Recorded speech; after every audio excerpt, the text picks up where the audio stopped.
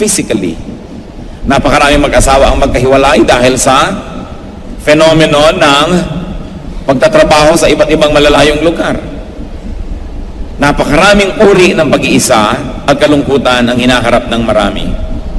And you have a positional, even a spiritual fellowship with others who are also alone.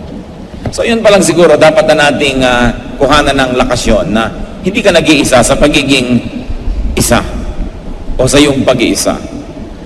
At pati ang Panginoon, dinanas niya ang ating mga dinanas upang tayo ay lubos niyang matulungan. Hebrews 2:18, because He Himself suffered when He was tempted, He is able to help those who are being tempted. The general idea is the Lord experienced what we experience, so He's now able to give us great help. At maaari nating i-apply yan sa aloneness because He Himself experienced being alone, then He is able to help those who experience being alone. Psalm 139 verses 7 to 10 tells us that we can never really be alone. Where can I go from your spirit? At ang kausap ay ang Panginoong Diyos. Where can I flee from your presence? If I go up to the heavens, you are there. If I make my bed in the depths, you are there. If I rise on the wings of the dawn, if I settle on the far side of the sea, even there your hand will guide me. Your right hand will hold me fast. So kung may mga kapatid tayo nag-iisip na sila ay nag-iisa, walang kasama, alalahanin nyo ito. Saan kayo pwedeng pumunta? Saang taas pwede tayo umakyat? Saang baba pwede tayo lumusong? Saang layo pwede tayo lumipad o kaya lumangoy na wala doon ang Diyos? Kaya kahit daw saan, ang kamay ng Diyos ay nandun upang tayo ay bigyan ng ginhawa, ng tulong, at tayo alalayan. So when alone and lonely, think that you are not alone being alone. Also, when you find yourself to be alone, enjoy your interests. Enjoy your work. Enjoy your craft, whatever, your vocation. Sa halip na maghanap tayo ng laging makakasama, pag nag-iisa tayo, samantalahin natin upang ating lubos na ma-enjoy kung ano yung gusto nyong gawin na hindi nyo magawa pag may ibang tao nakapaligid. You must remember and consider that great feats, great accomplishments and discoveries, great creations were accomplished by people in their aloneness or because they were alone. Ang mga inventor sa kanilang pag-iisa, ang mga pintor sa kanilang pag-iisa, ang mga kompositor, ang lahat ng mga taong gumawa ng magagandang mga bagay at mga disenyo, yan ay nagawa sa kanilang pag-iisa. Kaya hindi masama yung nag-iisa. Kahit si Noah, nung pinagawa ng Panginoon ng sasakyang pangtubig, nag-iisa siya. Ang pamilya nila nag-iisa, kaisa-isang pamilyang gumawa nun. Kaya napakahirap naman yun dahil halos ang lahat ay pagtawanan sila, gumagawa sila ng barko sa ibabaw ng bundok. Paano nila dadali sa tubig yun? Nag-iisa rin sila. Genesis 6:13 to 14. So God said to Noah, I'm going to put an end to all people, for the earth is filled with violence because of them. I am surely going to destroy both them and the earth. So make yourself an ark of cypress wood, make rooms in it, and coat it with pitch inside and out. Can you imagine the intense and deep feeling of loneliness?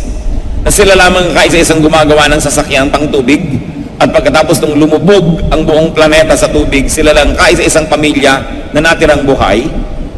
At nung bumaba na ang tubig at sila'y bumaba doon sa sinasakyan nilang yan, ay sila lang ang tao sa mundo. This sense of aloneness. Marami pong mga nagiging mag-isa, pero hindi dapat na ito'y maging dahilan para mawalan tayo ng pag-asa. Maging ang Panginoong Jesus, ang daming panahon na nag-iisa, nung siya'y tinukso. Matthew 4:1-3. Then Jesus was led by the Spirit into the desert to be tempted by the devil. After fasting 40 days and 40 nights, he was hungry. So nag-iisa ang Panginoon nung siya ay dumaan sa napakatinding pagsubok. Moses was almost always alone. Although he was surrounded sometimes by millions of people during the Exodus, positionally he was almost always alone. To the point that even his own sister and brother would oppose him. Yun ay pag-iisa. Solomon, the most intelligent, the brightest, the wisest man that walked the face of the earth, was alone. Can you imagine being the wisest? Ibig sabihin, ikaw lang ang marunong. Hindi nauunawaan ng tao ang iyong nauunawaan. Nag-iisa ka. Kaya masaya ang buhay ng maraming mga hindi marunong kasi ang daming hindi marunong, marami sila laging kasama. Pero ikaw yung maging marunong, ikaw yung makaunawa ng maraming bagay, most of the time you're alone. Kaya nakikita nyo pati sa mga kasaysayan at mga alamat at mito, mga ermitanyo, nag-iisa. Pati ang mga agila sa taas ng kanilang lipad, walang pwedeng sumabay, kaya lagi silang nag-iisa. Greatness is most often achieved in aloneness, not in being with the crowds. Even Martin Luther, who was pivotal in the Reformation, in bringing the people back to the Bible away from tradition, was alone most of the time when he realized the truth. Pati si Jose Rizal, pag binasa niyo po ang Noli Me Tangere, lalo na ang dedication niya dito, sabi niya sa Pilipinas, hindi ko maiwasan na maihambing ka sa ilang mga bansa, lalo't ako'y naglalakbay at nag-iisa. Gaano karaming Pilipino ang nakakapaglakbay nung panahon na yon? At sa konting nakakapaglakbay, gaano karami ang nag-iisip tulad niya? So nag-iisa siya na nakakita ng kalagayan ng Pilipinas? Nag-iisa siya na nakaunawa ng pinag-uugatan ng suliranin ng bayang ito? Kaya naman nag-iisa siyang sumulat ng kanyang mga nobela at nag-iisa siyang binaril sa luneta. Pero ang pag-iisa na yon ay hindi naging dahilan para mawalang halaga ang kanyang mga naisip at ginawa.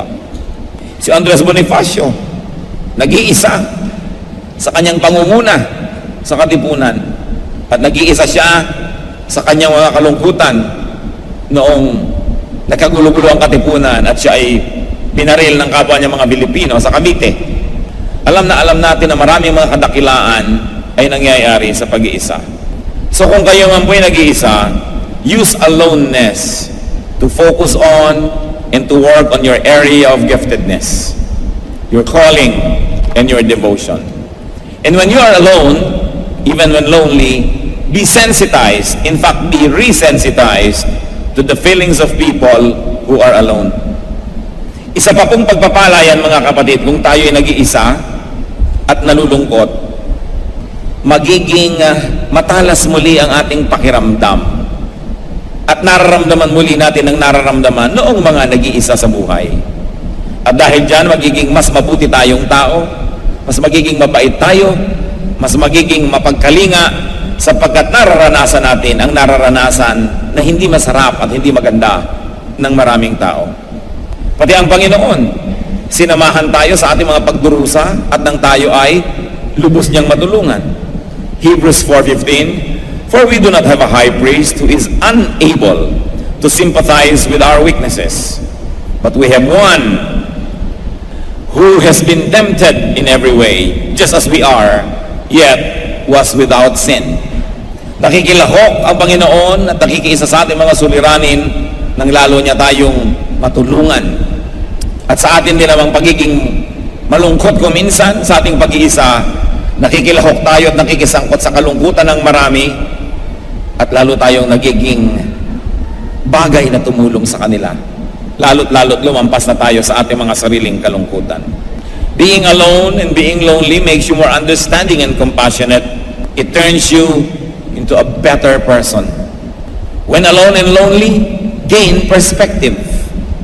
Mabuti rin yung nalalayo tayo sa mga tao kuminsan, nalalayo tayo sa mga kasayahan, mga gawain, sapagkat ang isang bagay ay lalo mo lang nauunawaan kung ikay nalalayo. Mas nakikita mo ang isang bagay kung ito'y malayo-layo.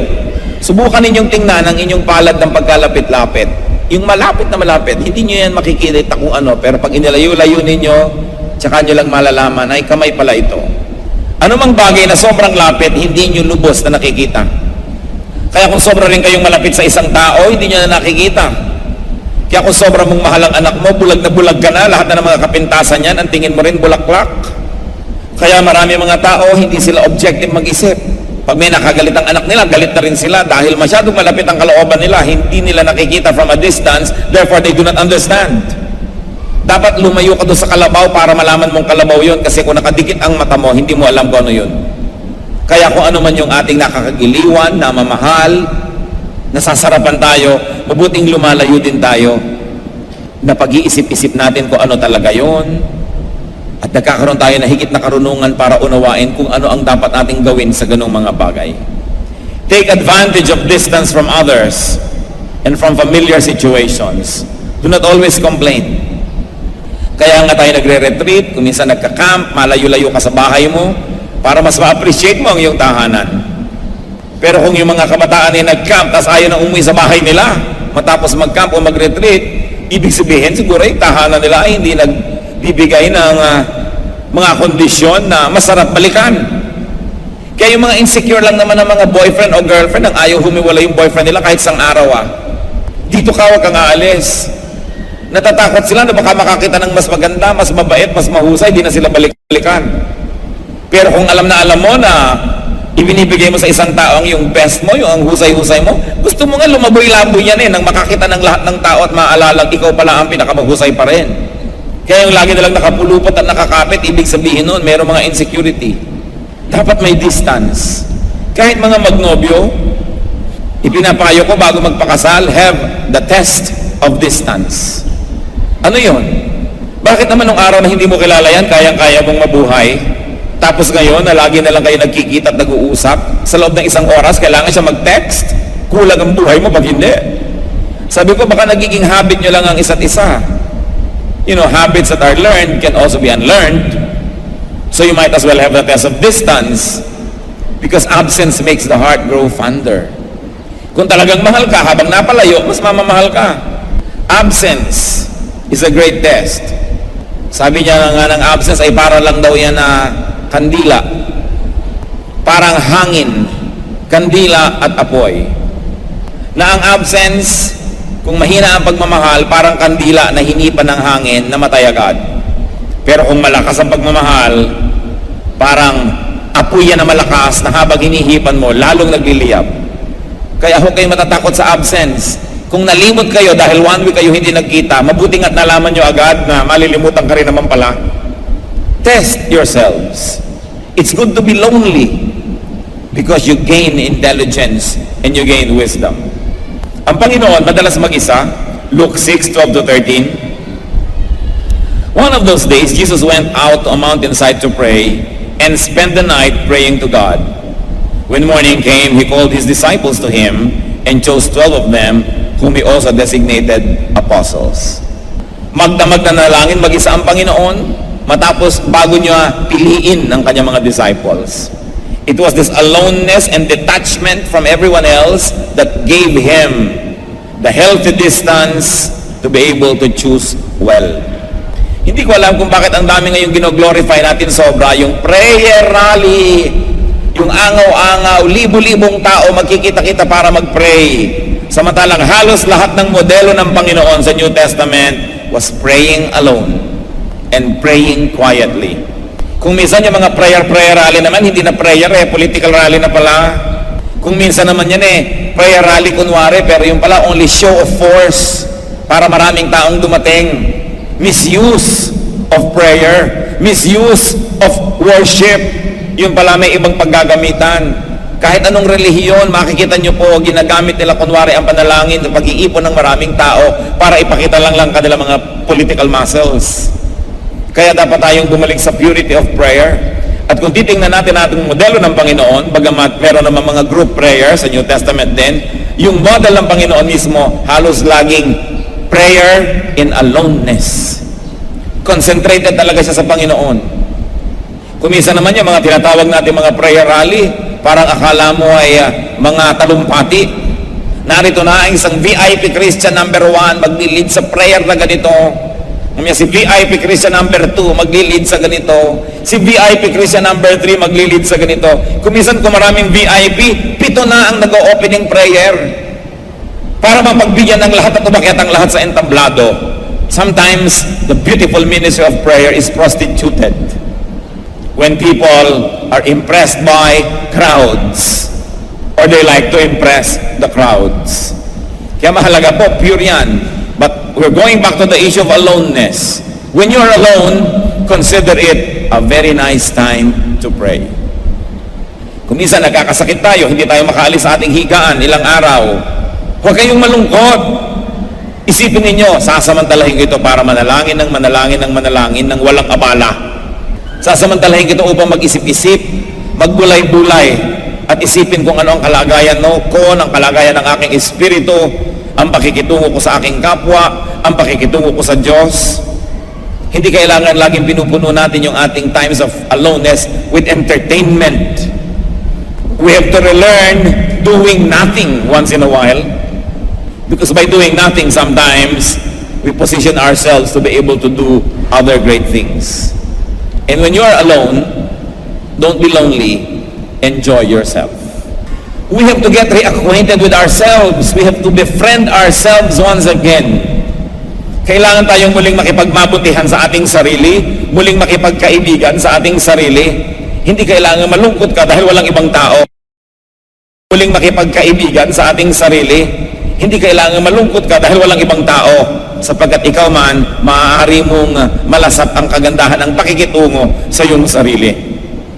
Kung minsan isang napakalaking ginhawa, na wala kayong kailangang taong alagaan, libangin, wala kayong dapat isaalang-alang o pansinin o pagtakpan o kaya ay punuan ng mga pangangailangan o ipagtanggol o paglingkuran. Kaya huwag kayong laging nalulungkot na nag-iisa. Sabihin niya, nag-iisa ko ngayon, I'm free from having to serve anybody, from having to accommodate anyone or entertain any person. I will enjoy this time between me and my God. Aloneness can be very helpful, and it can bring back peace and balance and sanity. When alone and lonely, let people rest from your presence. Let people enjoy your absence. Mga kapatid, paminsan-minsan, bigyan naman natin ng magandang regalo ang mga taong malapit sa atin. At anong regalo yon? Yung regalo na wala kayo sa paligid nila. Dahil kahit gaano tayo kaibig-ibig at kanais-nais, kailangan din ang taong magpahinga mula sa ating presensya. Hindi yung lagi na lang kayong kasakasama, lagi na lang kayong kabukabuntot, lagi kayong kadikit. Kailangan ng tao makapagpahinga rin mula sa ating presensya. And it is one social behavior that many Filipinos sometimes have to learn. Aloneness and to leave people alone.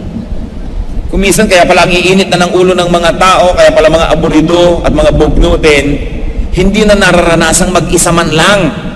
Lagi na lang nandito yung ate, nandyan yung kuya, nandyan yung ganito, nandyan yung ganun. Wala nang pag-iisip, pagbubulay-bulay, wala nang katahimikan. Kahit sa mag-asawa, you should also have a healthy level of independence and aloneness. Because we have to breathe. Mahalaga yon. Gusto nitong si lalaki, lagi niyang kasama yung asawa niya. Pagkatapos pagka namimili naman, inip na siya, yaya na ng yaya umuwi, sasama pa daw. Hindi magpaiwa ka na lang sa bahay. O kaya sabihin, maghiwalay na lang tayo, magkita tayo mamaya. Pero yung lagi mong kasama, tapos inaapura mo ng inaapura. Hindi mo bigyan ng oras. O kaya sasama nga, pero alam mo namang nagdurusa sa pagsama. Hindi naman talaga nag-e-enjoy. Hindi naman kasalanan sa mag-asawa na talaga hindi kayo laging enjoy magkasama.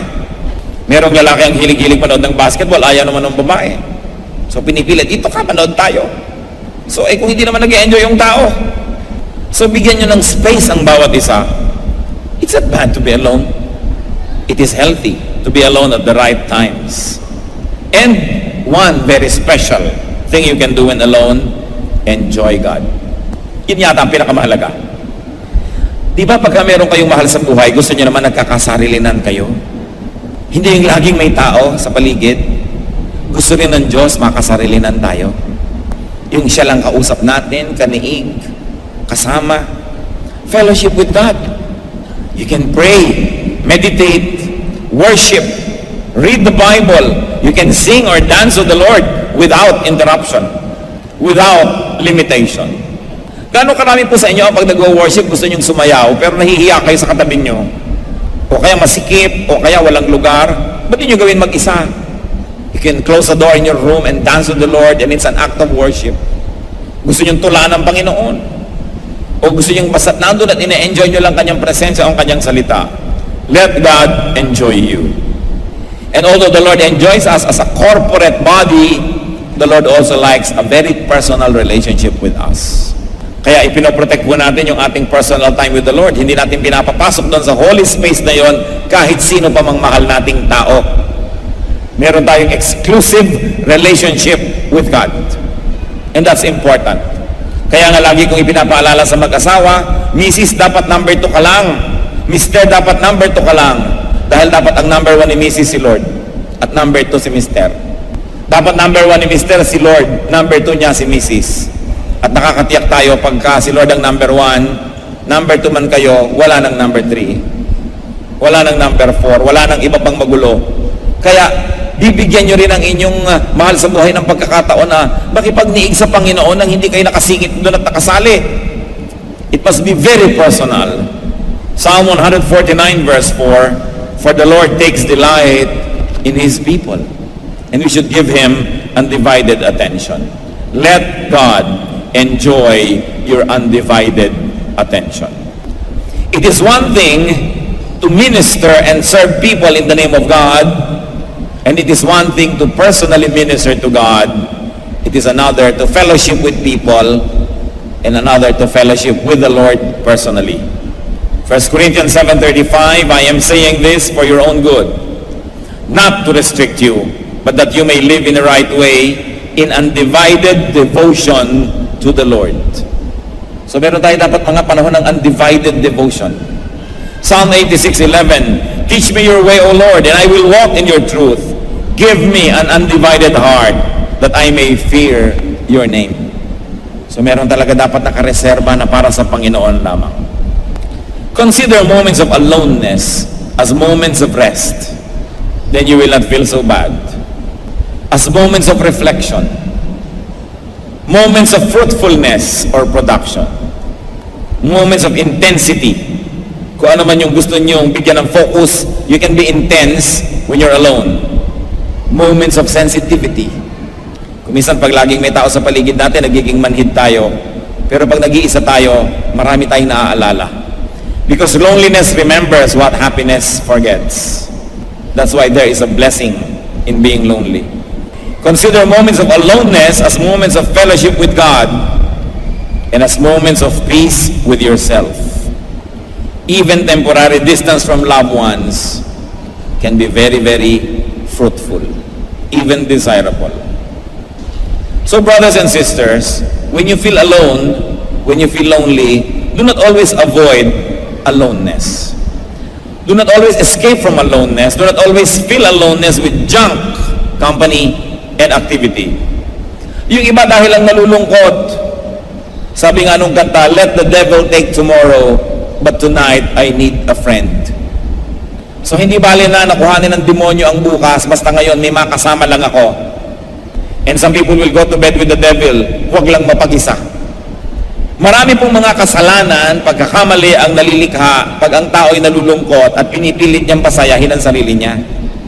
Nakikita niyo po yung mga karamihan ng mga husband na nagbabiyahe sa malalayong lugar, may mga mission, may duty, mayroong business travel. Kung minsan sa kalungkutan, kung sino na lang natin suntiso doon sa daan, kasama na sa hotel niya. Ganon din naman yung mga ibang business ko minsan. Nangyayari rin yun.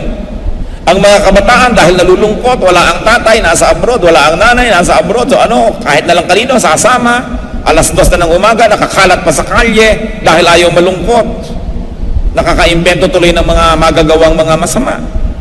Nalulungkot, nade-depress o magda-drugs, kahit na artificial ang kasiyahan, sumaya lang.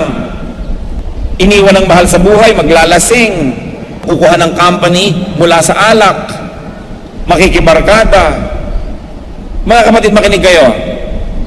Kung nalulungkot kayo, di malungkot kayo, tapos, hindi mo kailangan laging libangin ang sarili mo dahil nalulungkot ka. Kasi dyan sa paglilibang na yan, maraming mga kamalian na nagagawa ang tao. You don't always have to entertain yourself when you're sad. Nothing is permanent, not even sadness.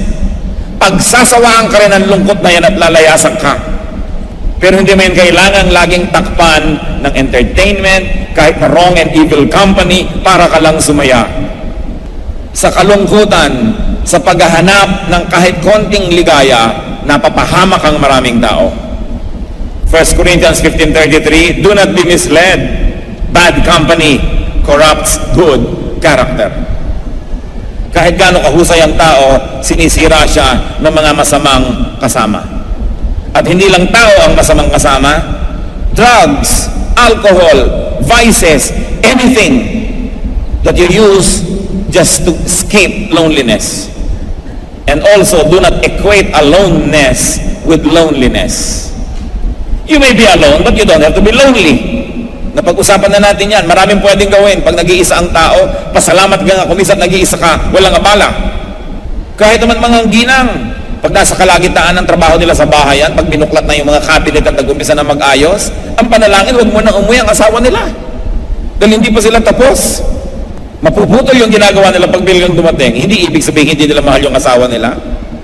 Marami rin mga mister, mahilig magkutkot ng kotse, pinagtanggal-tanggal lahat yung gamit. Ang hiling na lang nun, huwag dumating yung asawang babae, baka magyaya, baka may hingin, maaabala yung ginagawa niya. At hindi dapat pinagseselosan yung gano'ng mga bagay. Kung gusto niya magbutingting ng kotse niya, di mabuting magbutingting siya nun. Bigyan siya ng ganong space. Remember to treat aloneness as rest from the pressure of being with people, no matter how much you love them. From the pressure of having to entertain people. May panahon ng pag-iisa. Tulad ng lahat ng bagay ay may tamang oras. Ecclesiastes 3:1, there is a time for everything and a season for every activity under heaven. So there's a time to be alone. Huwag kayong magtaka pag nag-iisa kayo dahil mag-isa kayong pinanganak. Kahit kayo may kakambal, nauna pa rin kayo o nahuli, hindi pa rin kayo magkasabay. Nag-iisa tayong manganganak, nag-iisa tayong mamamatay, so huwag tayong matakot sa pag-iisa. Dahil sa pag-iisang yon, lalo lang dumitingkad ang presensya ng Diyos sa ating buhay. Sa kadalasan, natatakpan at nalulunod ang presensya ng Diyos kung sobrang laging maraming tao, maraming activity ang ating buhay. And there is a time to be lonely. Huwag kayong matakot, malungkot. It is the fear of sadness that causes many people to sell their souls to the devil. But if you don't fear sadness, what else can you fear? More than happiness, it is loneliness that can help us mature. It is loneliness that can help us become better, kinder persons. Nakita nyo, yung mga laki sa hirap, usually yan ang mas maalalahanin. Yan ang mas matulungin. Yung mga lumaki sa sarap at layaw, hindi nila alam yung pangangailangan ng mga kinakapos, hindi sila palabigay, hindi sila sensitive. Tingnan nyo yung mga anak na pinalaki sa hirap, hindi naman sila diyang pinahirapan, kundi lumaki dahil mahirap sila, lumaki sa hirap. Kadalasan yan ang mas mga mapagmahal na anak. Pero yung mga pinalaki sa layaw, yan ang mga kuminsan na hindi nila alam ang nararamdaman ng magulang nila, nagiging insensitive tuloy. Because loneliness remembers what happiness forgets.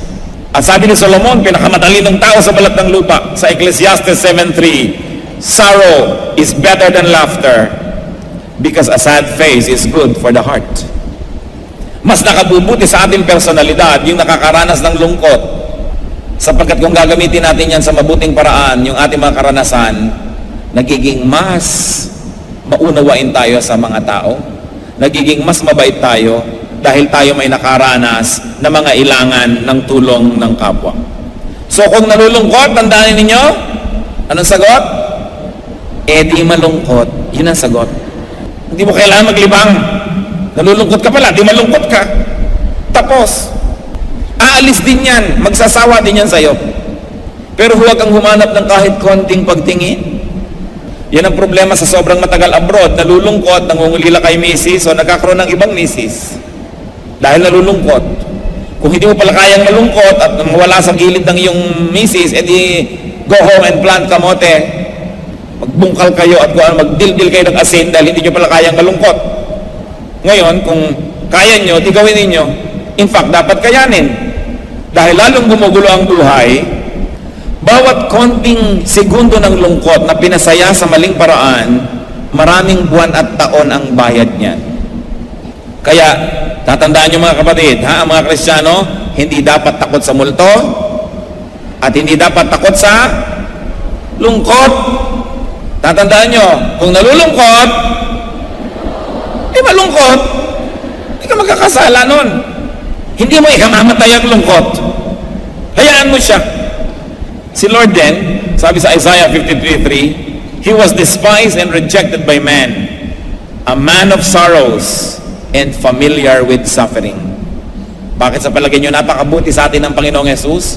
Sapagkat siya man ay dumaan sa lahat ng hirap na ito, alam na alam niya kung paano tutulungan ang dumadaan sa hirap. So kung kayo man merong naging malungkot na nakaraan, mga kapatid, tama na ang pagbumukbuk at pagdadramang bukid tungkol dyan.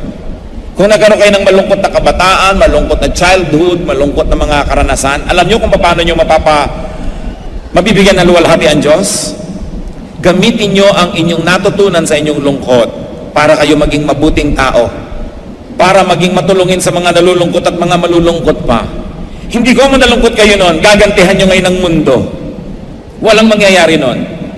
Turn every sorrow into a blessing.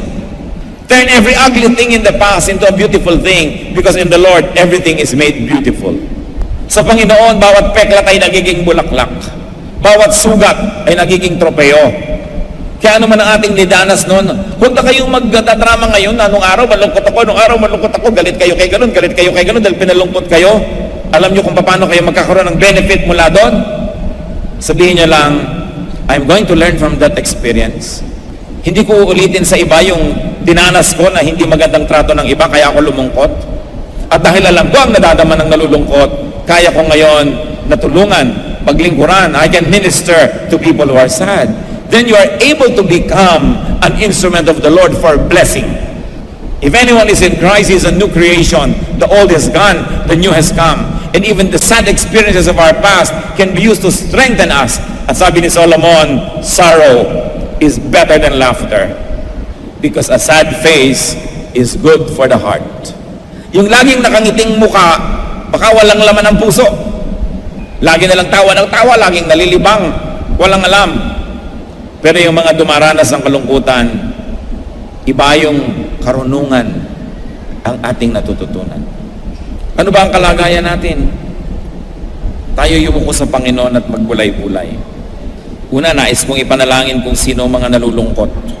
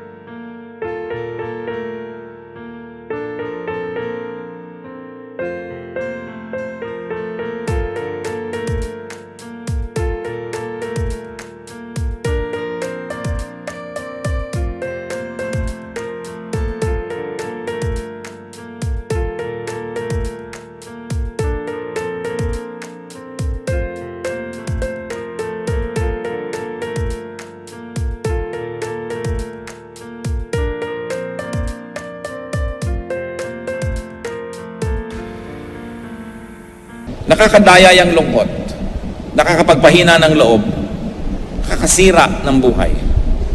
Sino man sa inyo ang masasabi nyo, ako may lungkot na hindi lang ngayon, matagal, madalas, kung i-describe ko ang buhay ko, malungkot ang buhay ko. Kung gano'n ang description nyo, I like to pray for you.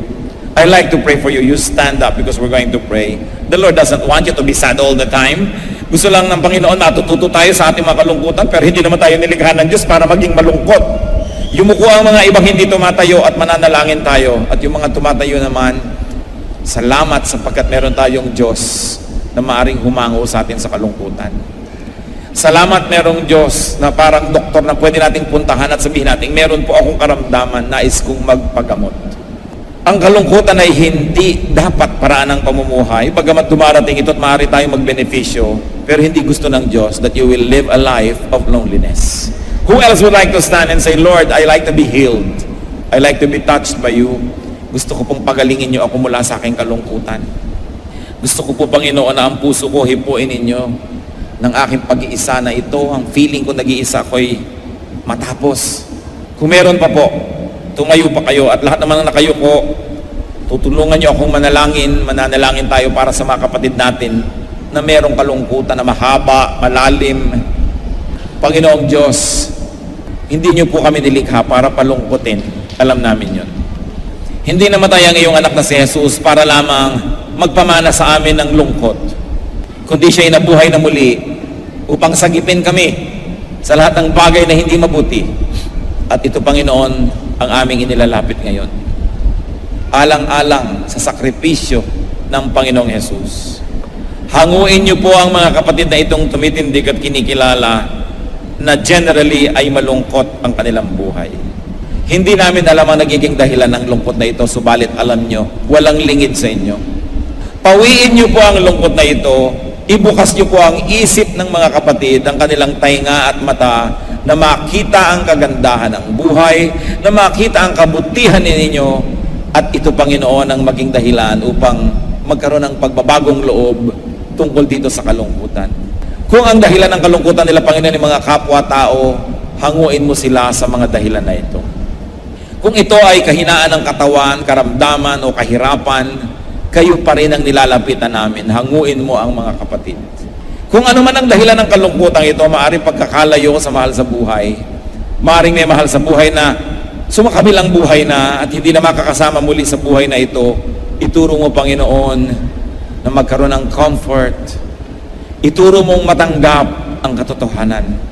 At ituro mo, Panginoon, na nariyan kayo at may mga ibang tao pa na maaaring makasama sa buhay na ito. Ano pa man ang dahilan ng kalungkutan, inilalapit namin sa iyong mapagpalang kamay, sa iyong maibiging puso. Pawiin mo, Panginoon, at palitan niyo po ng kapayapaan. At kung maaari pa nga, palitan niyo ng kagalakan. Nawa, Panginoon, kayo po ang aming maging kagalakan, kayo ang aming maging number one, kayo ang aming gustong kasama, kayo ang maging tunay na mahal namin sa buhay, at nasa gayon, hindi na kami mangulila pa, dahil hindi naman kayo mawawala, hindi nyo kami iniiwan. Nawa, magpadala po kayo ng mga tao, Panginoon, to minister to these brothers and sisters, so that they may be helped out of their sadness. And may you also, Lord, create wonderful changes around them, so that their happiness may be developed, that their happiness and joy, O God, may be cultivated. At nawa, punuin niyo ang mga kakulangan sa buhay. Kayo ang maging kapupunan, kayo ang maging kalakasan ng mga kahinaan. At Lord, higit sa lahat, we ask that you heal our spiritual blindness, so that we can see very well, and that we can see you. We can see your work, we can see your love, and we will have reason to be joyful. Teach us to see you, O God. Teach us to experience your love. At nawa, maging personal ito sa mga ipinapanalangin namin mga kapatid ngayon. Maaari na po kayong maupo mga kapatid, patuloy tayong natili sa diwa ng panalangin, yumuko sa presensya ng Diyos. Panginoon, kung meron naman po sa amin na kami ang dahilan ng kalungkutan ng iba, maaring kami may inagaw sa kanila, ituro mo sa amin, Panginoong, ibalik ito. Sa pagbabagong buhay namin at pagbabagong loob, ituro mong isoli namin kung may nanakaw kami sa aming kapwa. Kung may ugali kaming nagpapalungkot sa aming kapwa, Panginoon, ituro mo sa aming magbago. At nasa ganon, hindi kami maging kasangkapan ni Satanas na magpahirap sa tao. Kung meron kaming mga tinatamasa, tinatangkilik na hindi naman para sa amin, ituro mo sa amin huwag maging mapag-imbot, not to covet, not to desire what is not ours, and to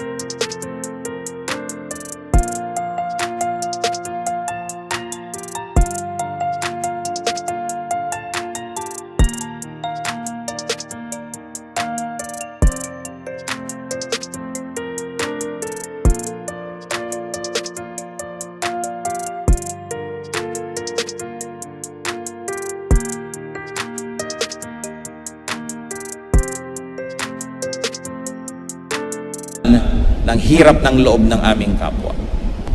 Above all this, O God, teach us not to dominate others. Kung kami may nakakatanda, kung kami man ay nakapagbibigay, mas nakakariwasa, mas makapangyarihan, ituro mo na huwag naming dominahin ang kapwa namin. Sapagkat kayo nga na nagbibigay ng lahat-lahat, hindi nyo kami dinodomina, binibigyan nyo kami ng free will. Ituro mo sa amin na igalang ang aming kapwa, kahit pa nga tinutulungan namin sila. Kahit pa nga nakakataas kami sa kanila socially, economically, positionally. Teach us to respect the basic humanity of every human being. The very dignity of a human being. Buksan mo rin ang mata namin, Panginoon, kung nagiging dahilan kami ng kalungkutan ng iba.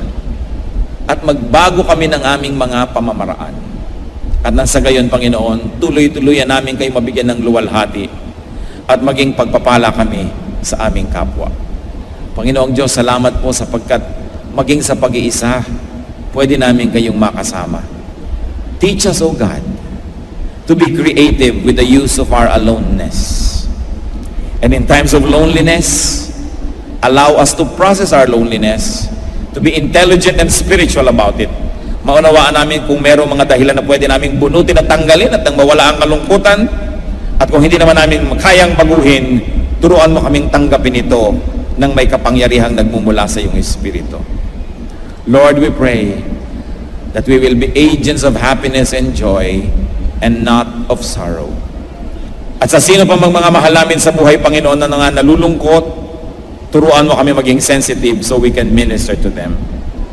Lord, we pronounce blessings and we pray that you will continue to bless those who stood today na agad-agad, Panginoon, sa iyong makapangyarihang pagkilos, madama nila